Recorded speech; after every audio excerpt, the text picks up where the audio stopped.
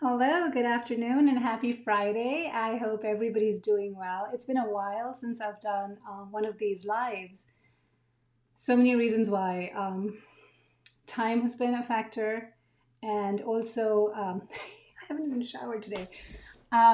There's just so much going on. There's just so much going on. I've had to push a lot of deadlines because of my fall in September.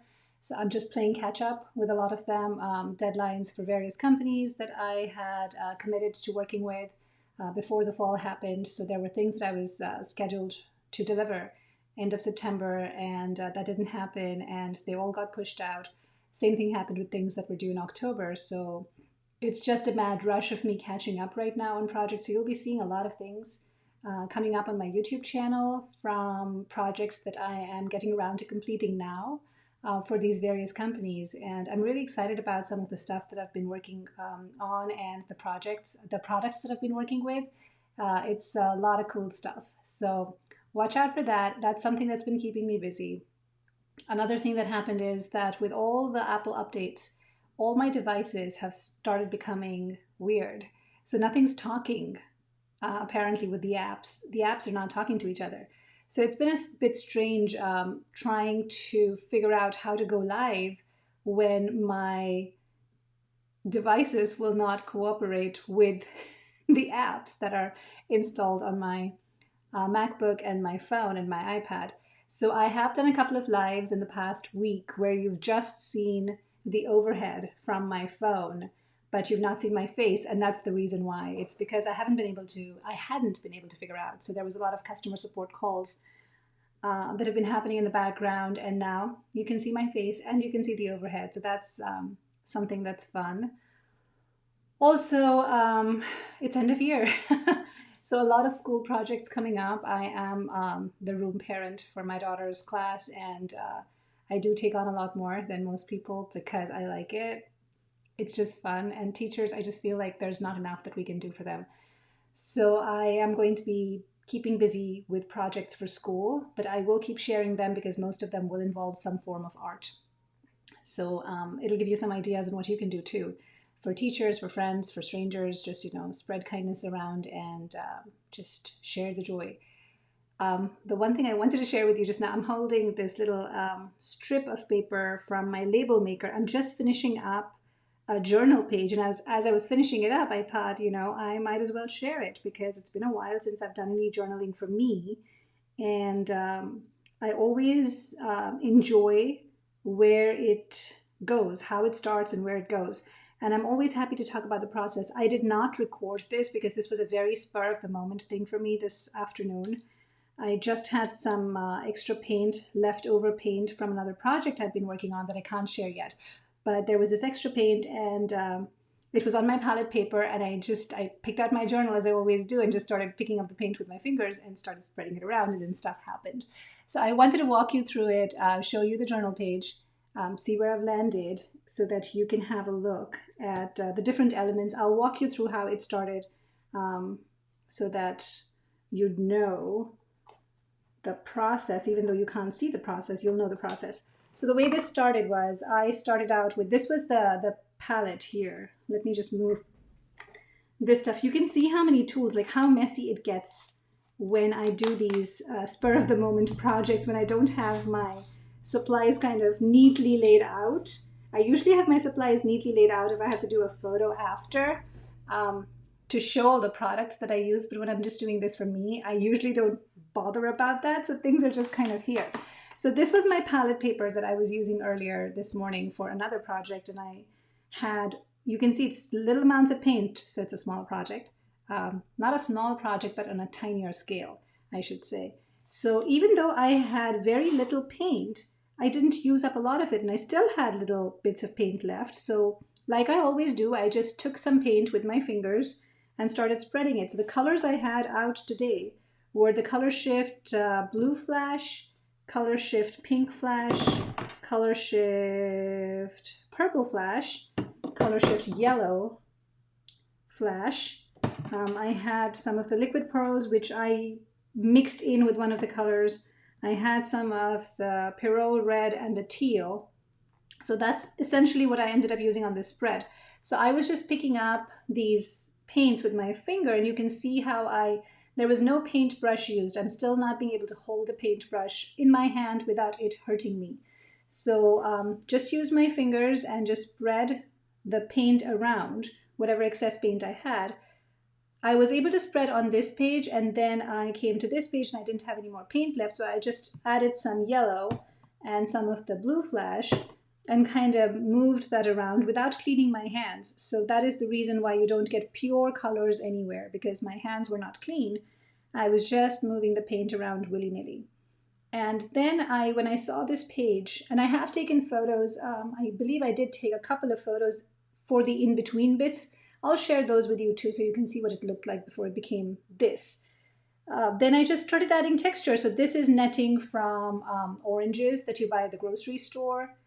This is die cut from, I believe it's a Tim Holtz lace die cut that I had. I keep these die cuts in my stash, so one day I'll just be like die cutting stuff and just putting it in a drawer. So it's easy for things to come together because I just go to my drawer. Like over here, I just pick this bin up, and this has all kinds of random things. It has pockets, it has words, it has frames. So I just pick up things from stuff that I have that I did at another point in time. So it makes journaling a lot easier. So I picked out these two lace die cuts over here. I put those on, and then I started adding more texture. So I liked that I had the texture here, and this here.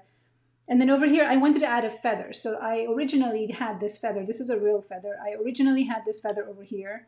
And this, let me see if I can pull this out.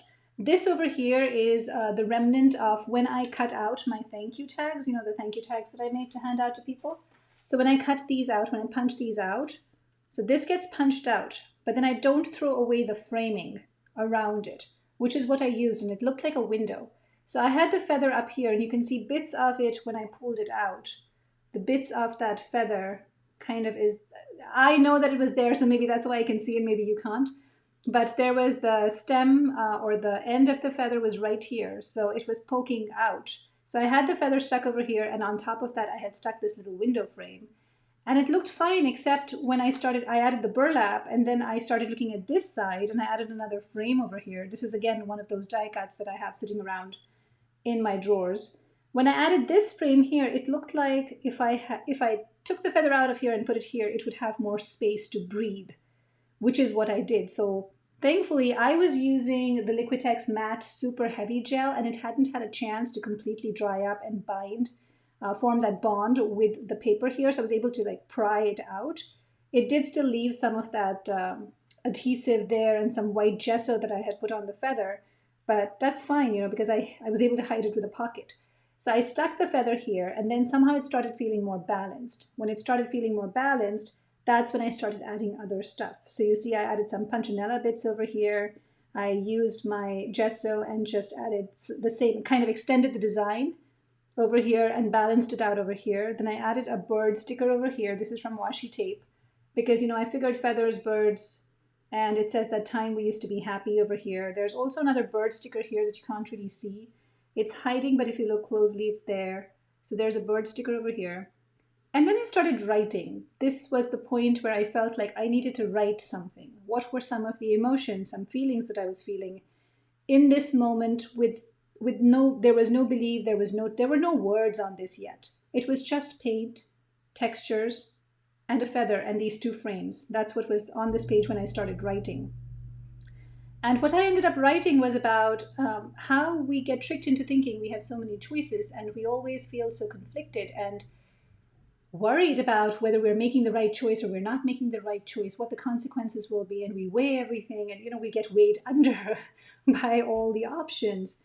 And I've been feeling a lot of that lately, and things start feeling monumental, and they start feeling like burdensome. And I was out on a hike yesterday with a friend, and I realized how small we are and how small our problems are. When you walk amongst the redwoods, something about walking amongst the redwoods makes you feel so small. And in that moment, I was just like, I spent way too much time falling for that illusion that I am making all the choices. I'm not. The choices are, whatever choice I make is within a context, within a framework of something. And it is the best decision that I can make in that time, given what I know. And that really is all there is to it. There can't be any more to it than that. So I need to stop overthinking, and I need to trust that what I am doing based on my instinct and my gut is the right thing to do. And then whatever happens, happens, you know? And that's hard. It's hard to do that, because you have to own that. You have to own that decision then at the same time that you're letting go. So that's what I kind of scribbled in the back over here. And when I hand that out, it was just, it gives that clarity to the page then, right? Because then you know where this is going. So once I had that, then I wrote a bit over here. So this is all handwritten. I just took a Sharpie and I wrote about life offering so many choices, or it seems like, until we start dissecting them and realize that there really aren't those many choices that we control. And this is a little bit of text about that. And I wrote it after I had stuck the feather. And then I wrote, and learn to let go as kind of the last piece of advice for myself. And then I have some wooden stamps. I took those out. Those are wood block mounted stamps that my kiddo used to use when she was 3 years old.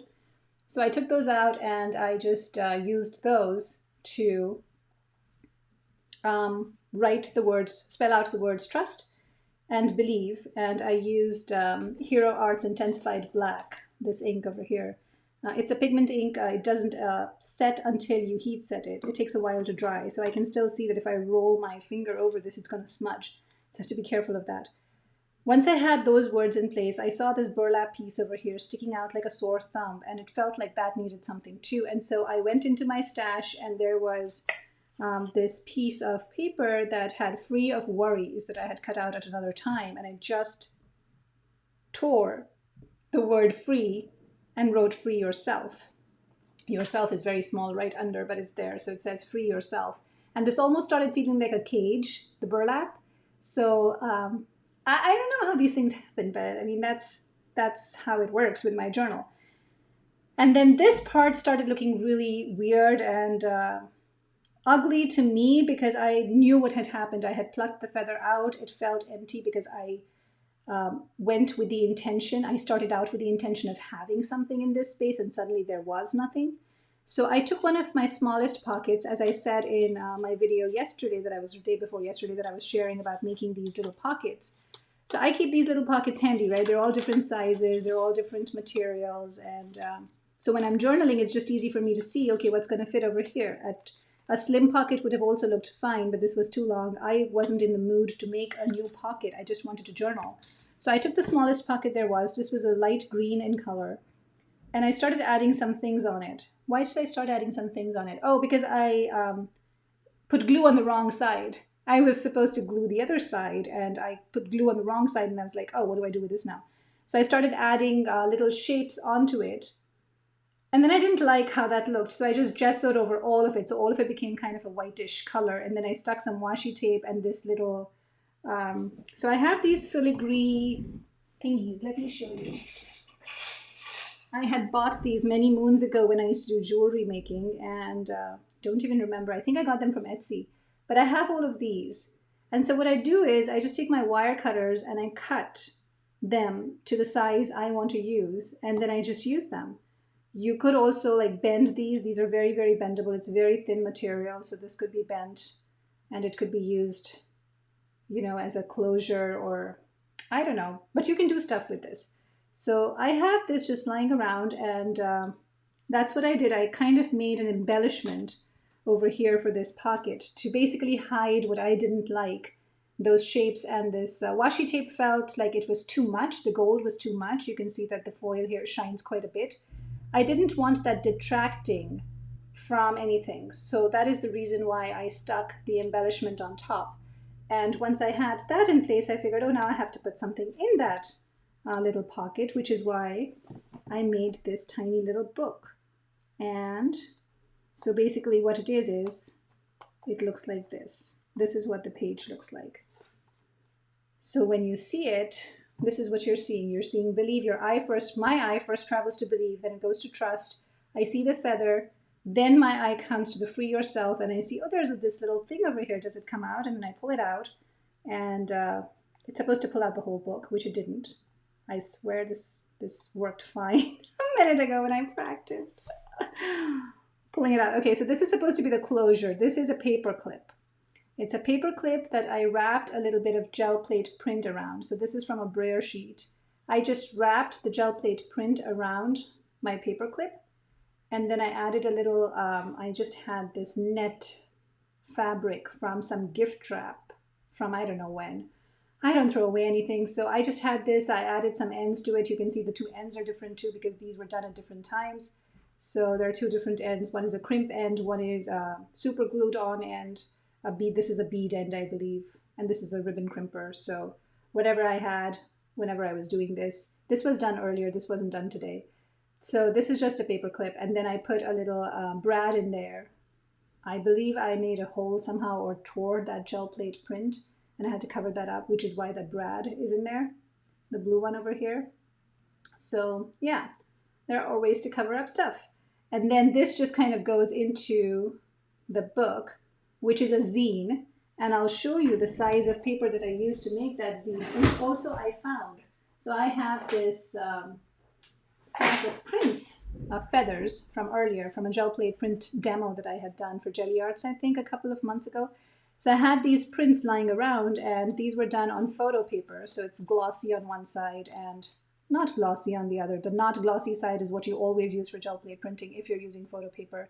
Because if you put the glossy side on your gel plate is going to be ruined beyond repair.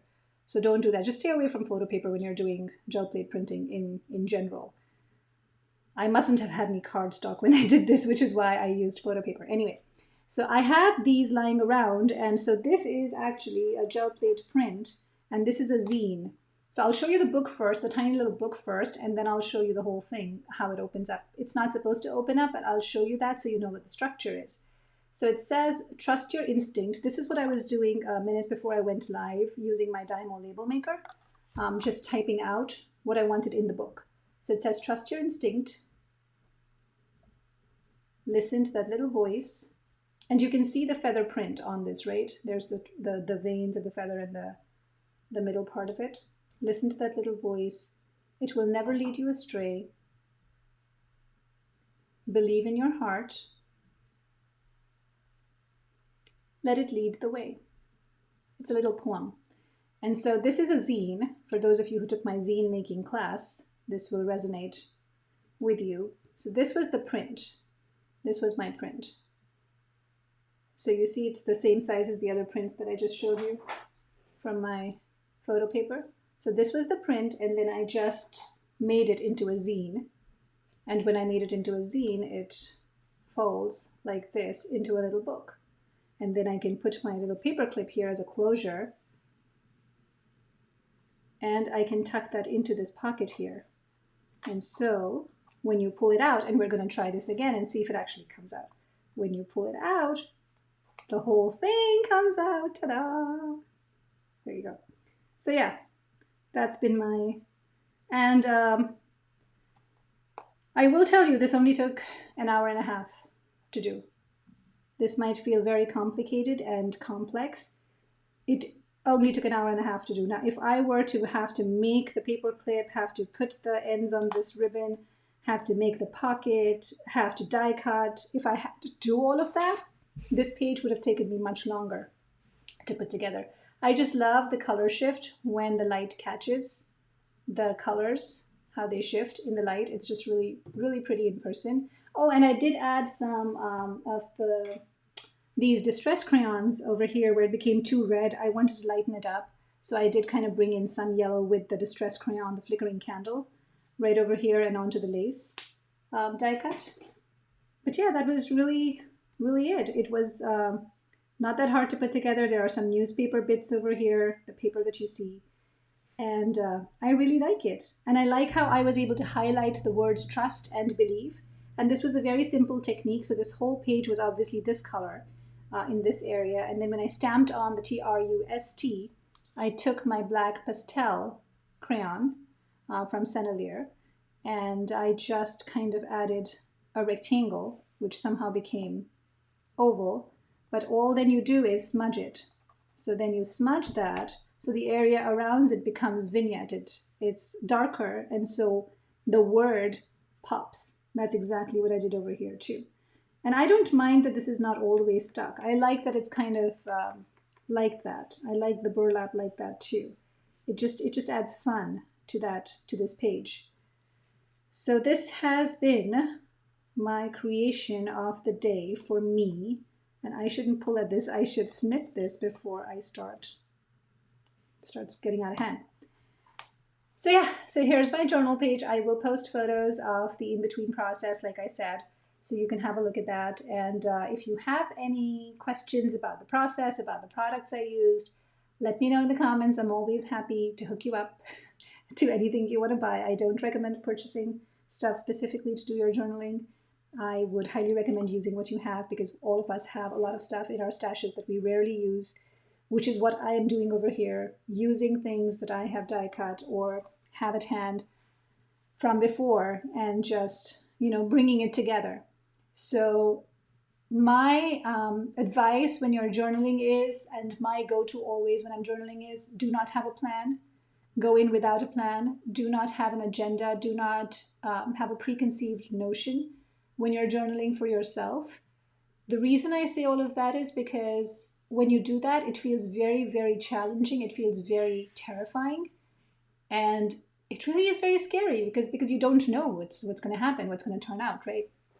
But when you do that, you're allowing yourself to really trust your gut, to really be in the moment, and to really embrace whatever happens. And you are going in with the idea that no matter what happens in this process, it'll be fine, because you don't even know yourself where this is going to end up. I never know where my journal pages are going to end up or what they're going to look like. It's always an experiment. So I encourage you to do that. Just go in, have leftover paint, start with that. You just need something to start with. Start with something and then see where you are at in that moment. What do you feel like writing? Spill your guts out. None of this is going to be legible. I shared because I wanted to share how I made this page and what this page, kind of how this page came to be. You don't have to share your scribbles with the world. You don't have to explain to them what this page is. It's your journal. You know, and that's enough. You went through the process, and that's enough. You were part of that journey. It was part of that journey with you, and that's enough. So enjoy your journal pages. Don't go into it with that feeling of, I must do this, or I must copy so and so, or I must get this look. There's a time and place for that. But when you're journaling for yourself, really try to let go and really try to trust your instinct. And what I said in that little book of mine, let go, let your heart, what did I say? Let your heart lead the way. It will never lead you astray. Believe in your heart, let it lead the way. Like, really, just let your heart lead the way. I should glue this down because I think I might have put too much fingerprinting on there. So it takes away the stickiness. Oh, and this is the glue that I was using. This is the adhesive I was using, the pH neutral PVA. I just had that at my workstation. And then I had this one, which is the advanced craft glue, which I took out. Wait, which way am I showing you guys? This way. I'm here, 3-in-1. This is for sticking that metal embellishment on. So yeah, so just play. Allow yourself to play. Allow yourself to just be. And it'll all come together, I promise. I promise it will all come together at the end. It may not look all together to the person viewing it, but heck, you don't even have to share it with anyone. It just has to make sense to you. Really. This just has to make sense to me. I share because I really want you to be able to have the confidence to do something like this, to just let go, to just have fun, to mix and match things and see how it plays out. Because really, this is my playground right here, this journal. This is where all my ideas come out. I don't have to think, I just do. Some of them take 5 minutes, some of them take 4 hours, but there is never an agenda with any of these pages, as there was none today with this one. So I hope you enjoyed this, and I hope that you will give some freestyle journaling a try. And if you want, we can schedule something where we do a live journaling session together, maybe for an hour, and see where it takes us. Maybe we could have a predetermined Should we have a predetermined set of colors? I don't know. I always feel like if I have a predetermined set of colors, I'll always start envisioning what I want to make.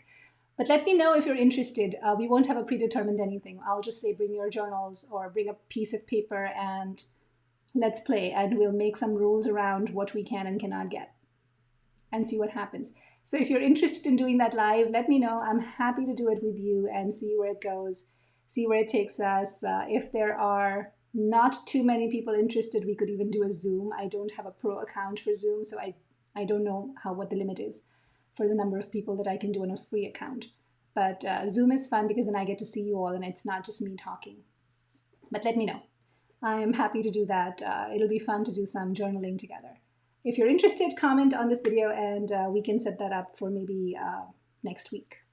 Okay? All right, well, have a wonderful weekend and hope you get to do something fun wherever you are and take some time out for you and do something that brings your heart joy and that makes you happy. And at the same time, don't forget to hand out those gratitude tags to strangers, anybody that your life intersects with, even for a minute, because it really, I'm telling you, I have so many examples, and I'm sure you do too, for those of you who've been doing it. It just lights up people's eyes. It just brings so much happiness to their hearts, even if it is very, very brief. It does something. It's a ripple effect. So go ahead and spread that love, spread that kindness around, share that joy, and just be well. I'll see you all soon.